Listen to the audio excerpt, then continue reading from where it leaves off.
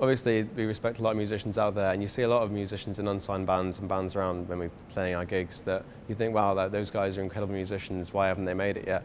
And I think it's all to do with your marketing and your image and just trying to lure people in, I suppose. Because if someone's going to listen to your music and give it a chance, they've got to have something that draws them in. I suppose that's what we try and do with image.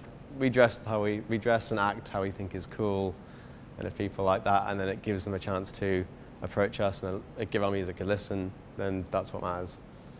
The name Tricks and Games, sort of, since all the songs we've been going for such a long period of time, just about 2 years without ever having recorded a proper album, the name Tricks and Games sort of sums up how we've sort of dealt with the music industry in that time, and how we feel that it's a lot of dealings and tricks and games that go on within the industry that you've got to navigate through, and feel like that really summed up how we got to this point and how we feel ready to release an album by going through that industry that every artist must go through at some point.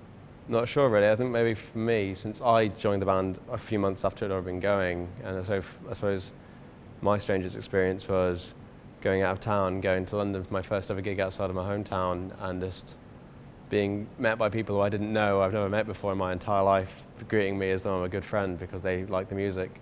And I think tonight might top that, because apparently there's a girl who's flying over from Poland to come to this gig who's been messaging me frequently, so I look forward to meeting her. We've got a lot of cakes baked for us lately. That seems to be a trend that's going around. I think we've had 5 cakes so far this tour. One of them had Red Bull in it. I've been given shoes. Oh, a lot of crazy gifts, little rubber ducks. We had some hairy troll creatures that we got given that we were wearing around. A lot of strange gifts. That's probably about as far as it's gone so far.